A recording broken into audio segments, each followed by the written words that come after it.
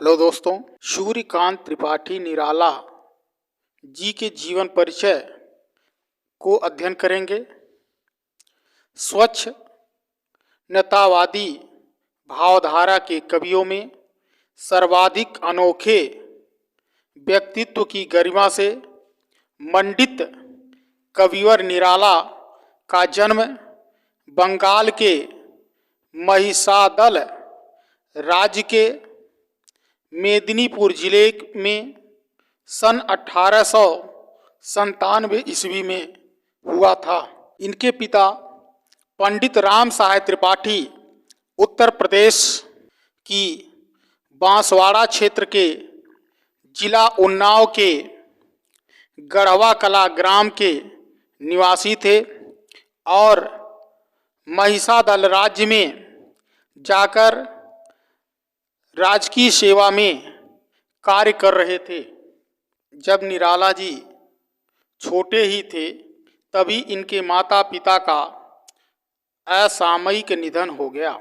युवा होने पर साहित्य अभिरुचि से संपूर्ण मनोहरा देवी से इनका विवाह हुआ, लेकिन वह भी शीघ्र ही इनमें साहित्यिक संसार सजाकर एक पुत्र और पुत्री का भार इनके कंधे के ऊपर डालकर छोड़कर संसार से विदा हो गई।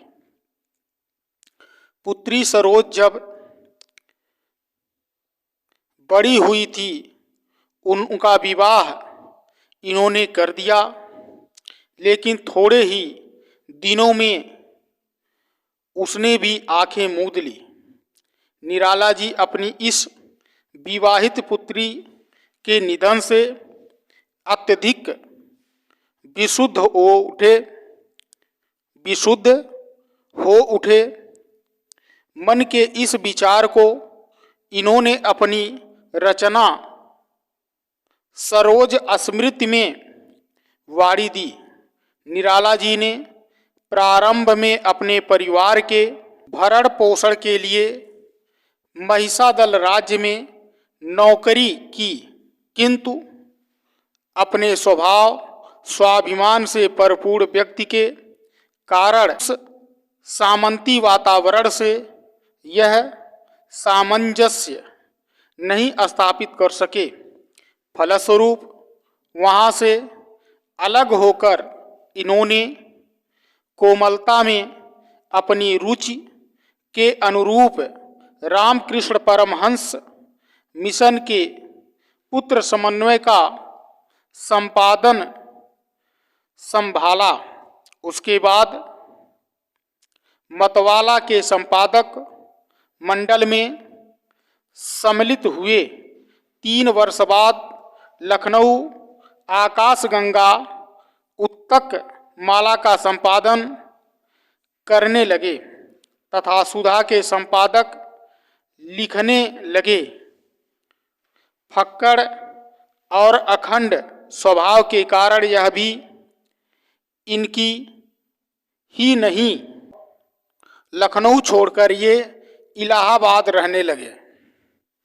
आर्थिक भिन्नता उड़ते ही इन्होंने जनसाधारण के साथ अपने को एकात्मक कर दिया और प्रगतिशील काव्य धाराओं के साथ बड़ी प्रसिद्धि गद्य रचनाएं चतुरी चमार, बिलेश्वर बकरी आदि प्रस्तुत की।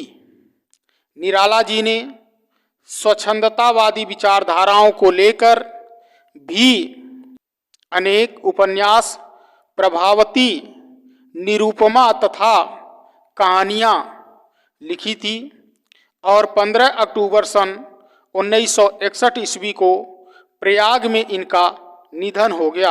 आधुनिक चेतना के विद्रोहशील स्वरूप की सर्वाधिक और सबसे समर्थ अभिव्यक्ति निराला जी के काव्य में है। बंग भूमि में जन्म होने के कारण बांग्ला भाषा और उनके आधुनिक चेतना से ओतप्रोत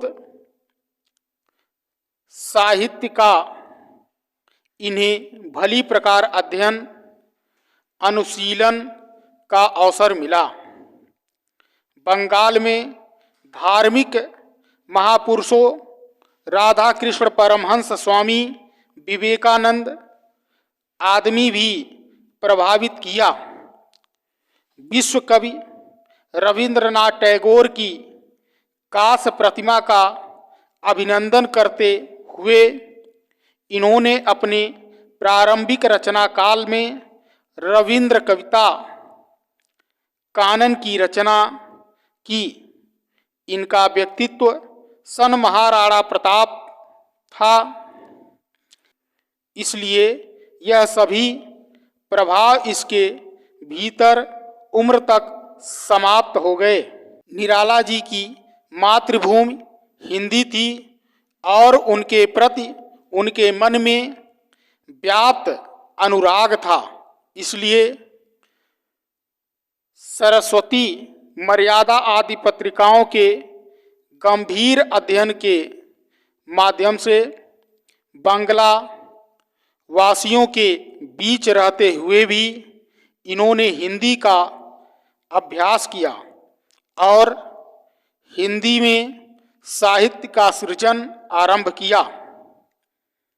निराला जी ने अपने विद्रोहशील व्यक्तित्व को लेकर मन के प्रबल प्रभावेग को जब वाड़ी दी तो छंद के बंधन सहज ही विच्छित हो गए और मुक्त छंद का आविर्भाव हुआ। कविता का यह स्वच्छंद स्वरूप इनकी प्रथम रचना जूही की कली से ही दृष्टव्य है। साहित्य का स्वच्छंदवादी संविधान निराला जी की रचनाओं में सबसे सशक्त रूप में प्रकट हुआ। स्वच्छंदता वादी या छायावादी की मूलभूत प्रवृत्ति आत्म अनुभूति आंतरिक के स्पर्श से अलंकृत भाषा में अभिव्यक्त है, जो मुक्त छंद के अतिरिक्त कभी कभी गीत रूप भी ग्रहण करती है। निराला जी की स्वच्छंदतावादी काव्य कला का मुख्य स्वरूप इनके परिमल काव्य संग्रह की रचनाओं में दृष्टिगत होता है। इससे हमें सौंदर्य चेतना के मानवीय प्रवृत्ति परक और आध्यात्मिक है सभी रूप देखने को मिलते हैं। अतीत की भी भावना और कल्पना से अनुरंजित अनेक भव्य और खेड़ा पद चित्र है। उनका सहज संवेदनशील हृदय समाज के अनेक पीढ़ियों और परियों के प्रति सहानुभूति से परिपूर्ण हो उठा।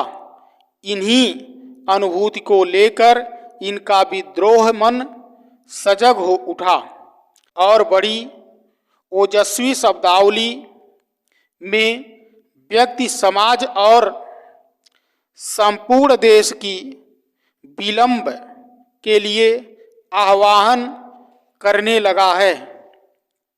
इसके अतिरिक्त इनके व्यक्तित्व के कोमल पक्ष की सहज अभिव्यंजना गीतिका में है। इसके विभिन्न गीतों में बांग्ला के माध्यम से पाश्चात्य संगीत के संविधान का उपयोग है।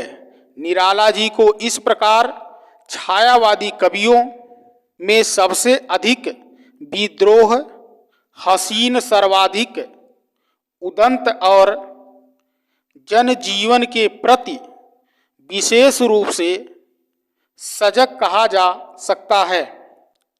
इसी के साथ का जीवन परिचय समाप्त हुआ। आप इस चैनल को लाइक, सब्सक्राइब एवं शेयर अधिक से अधिक करें, जिससे ज़्यादा से ज़्यादा लोग इससे लाभान्वित हो सकें। धन्यवाद।